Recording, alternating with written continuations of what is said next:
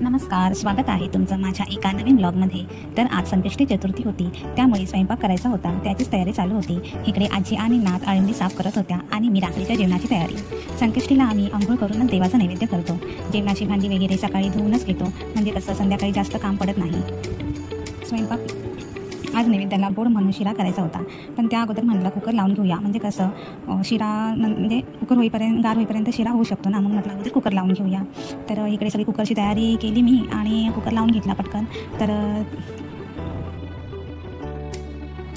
Cooker लावून घेतला, डबे एकावर कुकरमध्ये ठेवले आणि कुकरचं झाकण लावायला घेतलं। तर त्या अगोदर शिट्टी मी अशी फुकून घेतली, कारण जरा कुकरच्या आमच्या शिट्ट्या व्हायला प्रॉब्लेम येतो आहे, म्हणून। आणि कुकरचं आतमधलं ते गॅसकेट असतं ते सुद्धा जरा पाण्याने धुवून घेतलं आणि झाकण लावून म्हणजे गॅसकेट लावलं झाकणाला आणि कुकर लावून घेतला पटकन। मी पुन्हा एकदा शिट्टी फुकली आणि लावला कुकर लावल्याच्या नंतर मी शिऱ्याची तयारी करायला घेतली। त्यासाठी जे लागणार कुकर लावून झाल्यानंतर मी असं खोबरं किसून घेतलं। खोबरं किसून झाल्याच्यानंतर मी मिरची कापून घेतली। संकष्टीला आम्ही ना कांदा लसूण वापरत नाही जेवणामध्ये, कसं देवाला नैवेद्य दाखवायचा असतो, म्हणून कांदा लसूण आम्ही नाही वापरत, बिना कांदा लसूणचंच जेवण करतो। जेवणाला आमच्याकडे दरवेळी संकष्टीला बटाट्याची भाजी, वाटणाचं वरण, भात आणि गोड काहीतरी हा मेनू ठरलेला आहे, त्याच्यामध्ये काही बदल नाही। वर्षानुवर्ष हाच मेनू ठरलेला आहे। कधीतरी समजा जास्तच वेळ असेल तर आम्ही मोदक करतो। ह्यावेळी म्हटलं आज शिरा करूया, कारण का आज माझी गडबड पण जरा थोडी होती सकाळपासून। तर अशा प्रकारे मी मिरची कापून घेतली आणि खोबरं किसलं। खोबरं जरा मला थोडं कमी पडलं, म्हणून मी पुन्हा एक नारळ फोडला। तर अशा प्रकारे तुम्ही बघू शकता मी नारळ फोडते, नारळ काही फुटत नव्हता आणि मला नारळाचं पाणी बाहेर सांडलेलं जमत नाही, म्हणून मी अगदी हळू नारळ फोडत होते। आणि अशा प्रकारे पाणी मी ते ग्लासात पडेल हेच बघत होते, कारण का खाली जर नारळाचं पाणी पडलं ना तर सगळं खराब होते, फरशी वगैरे। आणि नारळ फोडताना कसं तो सगळा खिस त्याचा सांडलेला असतो, त्याच्यामध्ये ते पाणी जातं आणि सगळे चिकट होतं, म्हणून मी अगदी सावकाश नारळ तो फोडत होते, जेणेकरून पाणी बाहेर पडणार नाही। तर अशा प्रकारे माझा नारळ फोडून झाला। नारळाचं पाणी मी बघू शकता कसं काढते ग्लासमध्ये। त्याच्यानंतर मी वेळी पुसून घेतली पूर्ण। आम्ही वेळीवर काही काम करते ते सगळं पुसून ठेवतो ना, ज्याने नारळ फोडलं।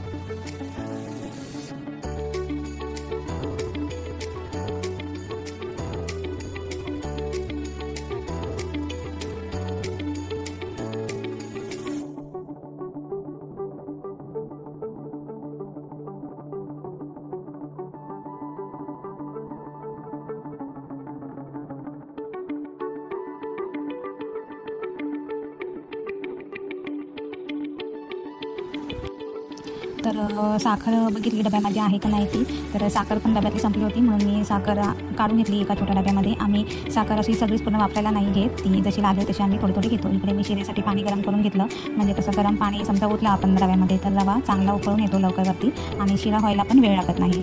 त्यानंतर मी पातेला ठेवलं गॅसवरती आणि तूप टाकत होते। 3 चमचे तूप टाकलं मी। मला तूप खूप आवडतं शिऱ्यामध्ये, म्हणजे साजूक तुपाचा शिरा अगदीच छान लागतो, म्हणजे त्यात बाकीचं काही घातलं नाही तरी चालेल, पण तुपातला शिरा मला खूप आवडतो आणि त्याचा वास पण मला खूप आवडतो, म्हणून मी जरा जास्तच तूप घातलं। तर तूप थोडं थंड असल्यामुळे ती विरघळायला वेळ लागत होता, म्हणून मी जरा हाताने बारीक करून घेतलं, म्हणजे ते लवकर विरघळेल त्याच्यामध्ये। तर तूप विरघळलं पूर्ण गरमसुद्धा झालं होतं। मग त्यानंतर मी रवा ओतला, 1 वाटीभर रवा घेतला होता, तो रवा मी ओतला पातेल्यामध्ये आणि चांगला खरपूस भाजून घेतला।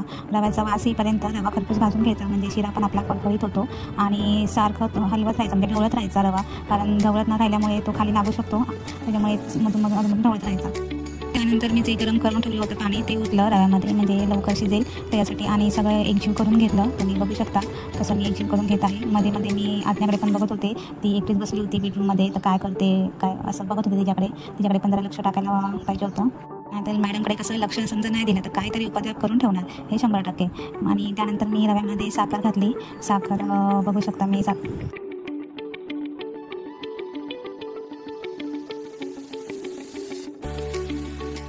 साखर घालून झाल्याच्यानंतर पुन्हा मी सगळं एकजीव करून घेतलं। तुम्ही बघू शकता कसं शिऱ्याचा वाससुद्धा खूप छान येत होता आणि गॅस थोडा मंदच ठेवायचा, खूप फास्ट पण नाही ठेवायचा, म्हणजे शिरा खाली लागत नाही। त्यानंतर मी वरती हे टाकलं वेलची पूड माझ्याकडे थोडीशीच होती, त्याच्यामुळं जेवढी होती तेवढी सगळी टाकली, पण जी होती तेवढी बास होती तेवढ्याच्या शिऱ्यासाठी, म्हणजे कमी पण नाही पडली आणि जास्त पण नाही झाली। आणि बरणी मी खासायला टाकली। तर आम्ही अशी वेलची पूड करून ठेवतो अगोदर, म्हणजे आयत्या वेळी प्रॉब्लेम येत नाही, पण ह्यावेळी जरा थोडी मला करता आली नाही, त्याच्यामुळे जी होती ती मी सगळी टाकली शिऱ्यामध्ये आणि झाकण ठेवून मी पुढच्या कामाला लागली। तर शिरा असा होत होता आणि मी बाकीच्या पुढच्या जेवणाची तयारी करत होते। त्यानंतर थोडी वाफ येऊन झाल्यानंतर मी दूध ओतलं। दूध मी मापामध्येच ओतलं, म्हणजे जी वाटी घेतली होती रव्यासाठी, म्हणजे जितका रवा घेतला होता होता, त्याच्यापेक्षा मी 1.5 वाटी दूध ओतलं, म्हणजे 1 वाटी रवा घेतला होता आणि 1.5 वाटी दूध ओतलं. तर आणि त्यानंतर पण मी पूर्ण एकजीव करून घेतलं सगळं आणि मस्तपैकी माझा शिरा असा रेडी झाला होता. मी पुन्हा जरा झाकण ठेवलं आणि सगळं एकजीव करून घेतलं पुन्हा आणि झाकण ठेवून मी पुढच्या कामाला लागले. त्यानंतर मी डाळ फोडणीला घालायची होती, म्हणजेच वाटणाचं वरण करायचं होतं. त्याच्यासाठी मी मिक्सरच्या भांड्यामध्ये खोबरं घेतलं, त्यानंतर मिरच्या घेतल्या 2 आणि त्याच्यामध्ये आम्ही जिरं, हळद असं वाटण तयार करतो डाळीचं. त्याच्यासाठी मला मोबाईल पण ॲडजस्ट करायला लागत होता. मोबाईल प्रत्येक वेळी कसं करताना मोबाईल हातात घेता येत नाही, म्हणजे किचनमध्ये आपण काम करत असतो ना, तेव्हा कसं म्हणजे प्रत्येक वेळी इकडे जा तिकडे जा, मांडीतलं सामो काय भरणी घेऊन ये किंवा कपाटामध्ये काय डबा वगैरे ठेवला आहे तो काढ. त्यामुळे कसं मोबाईल हातात घेऊन आपल्याला प्रत्येक वेळी व्हिडिओ काढता येत नाही, म्हणून मी मोबाईल असा एका ठिकाणी ठेवला होता आणि तिथूनच मी जशी दिसेन तसा तो व्हिडिओ माझा शूट होत होता. तर वाटणाची तयारी करून मी घेतली, अशी मिरची घेतली आणि त्याच्यामध्ये जिरं वगैरे आम्ही टाकतो. जिरं जरा भरपूरच टाकतो, म्हणजे जिऱ्याचा वास आला की जरा वाटण पण चांगलं होतं आणि वरण पण छान होतं. म्हणून मी असं मिक्सरला लावून घेतलं वाटण.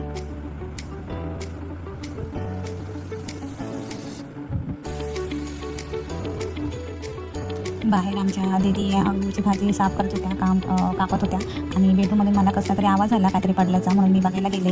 तर आज्ञा काहीतरी कुडकुड करत होती, त्याच्यामुळे मी जरा जाऊन आले. म्हटलं काय करते बघूया. तर सगळं सामान काढलं होतं बाहेर तिने माझ्या पर्समधलं, पण तेव्हा काही मी तिला म्हटलं नाही. म्हटलं असू दे, आता माझं पण काम करायचं आहे अजून, आता तिच्यामध्ये वेळ घालून काय उपयोग नाही, म्हणून मी जाऊन फक्त बघून आले. पण काय करते ती, म्हटलं काय करते ती आता करू दे. तर वाटण मी असं लावून घेतलं आणि वाटण माझं लावून झालं. वाटण लावून झाल्यानंतर मिक्सरची वायर गुंडाळून मी मिक्सर ठेवून दिला. मिक्सर आम्ही उघडा नाही ठेवत, तो झाकूनच ठेवतो, कारण त्याच्यावरती धूळ वगैरे बसते किंवा पुन्हा साफ करायला आणि वेळ मध्ये झाकून ठेवल्यामुळे कसं त्याच्यावरती जास्त धूळ नाही बसत. तर वाटण माझं करून झालं. आता मी डाळ फोडणीला घालत होते. तर बघू शकता तुम्ही, मी डाळ आता घालत होते फोडणीला. तर त्याच्यासाठी सगळं मी जवळ घेऊन ठेवत होते, स्टँड वगैरे सगळं जवळ घेतलं होतं, म्हणजे कसं डाळ झाली की डायरेक्ट ती उतरून स्टँडवरती ठेवायला. शिरा मी ठेवला स्टँडवरती आणि डाळीसाठी पातेला घेऊन आले.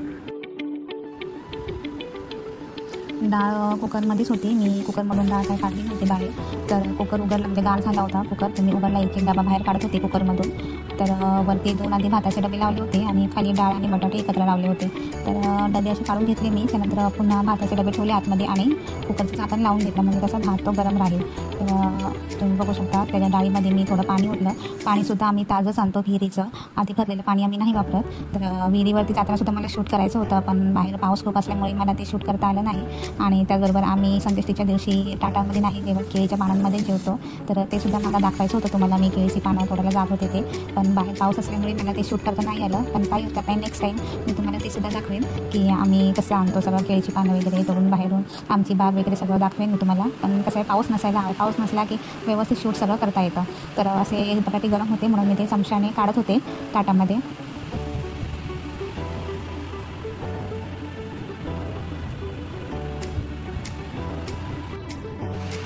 तर बटाटे असे सगळे काढून झाले होते आणि मी मोबाईल परत ॲडजस्ट करत होते, जेणेकरून तुम्हाला मी डाळ फोडणीला घालताना दिसेल. कारण का अगोदर मी मोबाईल वेगळ्या ठिकाणी ठेवला होता आणि नंतर मग गॅसजवळ गेल्याच्या नंतर तिथून दिसत नव्हता ब्लॉग माझा, व्हिडिओ शूट करता येत नव्हता, म्हणून मी पुन्हा मोबाईल जरा दुसऱ्या ठिकाणी ठेवला. तर तोही ॲडजस्ट करताना थोडा मला कसरत चालू होती, कारण ॲडजस्ट होत नव्हता, तो पडत होता सारखा मोबाईल.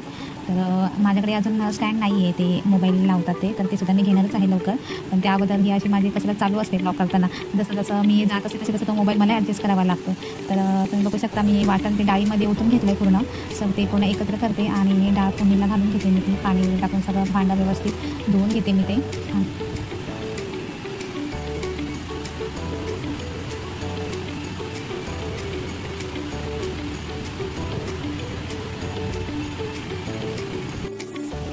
डाळीची सगळी तयारी करून झाल्याच्या नंतर मी पातेला घेऊन आले फोडणीला घालण्यासाठी आणि डाळ फोडणीला घालून घेतली पटकन. तुम्ही बघू शकता आधी मी तेल टाकलं, थोडं एक पळीने तेल टाकून घेतलं.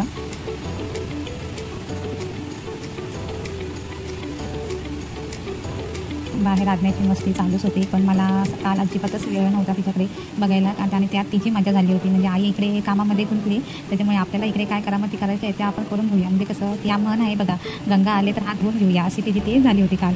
तर काय म्हणजे सगळं तिने कसरच करून ठेवला होता काल. काय पाण्यात खेळत होती, काय सगळं माझं पर्समधलं सामान काढून ठेवलं होतं, काय विचारून सोय नाही. पण सगळं झाल्याच्या नंतर मला ते आवरायला लागणार होतं हे मला कल्पना होती. पण त्यावेळी मी काही तिला बोलू शकत नव्हते, कारण तिथे माझा टाईम वेस्ट होणार होता आणि माझं हे सगळं काम राहणार होतं. म्हणून तिची मजा चालली होती आणि माझीच मजा चालली होती. तर कढीपत्ता असा तडतडला थोडा आणि त्यानंतर मी डाळ पूर्ण उतली तेलामध्ये फोडणीला घातली.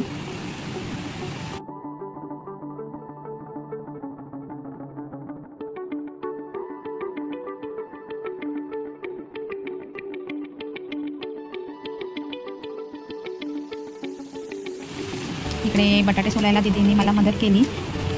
आम्ही दोघीजणी असं मिळून कामं करत असतो घरातली, त्याच्यामुळे एकटीवरती लोड पडत नाही. म्हणजे कसं एकीने सगळं करायचं असं आमच्या घरामध्ये नाही. आम्ही सगळीजणं मिळून मिसळून कामं करत असतो. प्रत्येकजण प्रत्येकाला प्रत्येकाच्या कामामध्ये मदत करत असतो, त्याच्यामुळे कुठल्याही कामाचा आम्हाला त्रास पडत नाही किंवा एकावरतीच लोड येत नाही. तर आम्ही असे बटाटे सोलून घेतले दोघींनी, तुम्ही बघू शकता.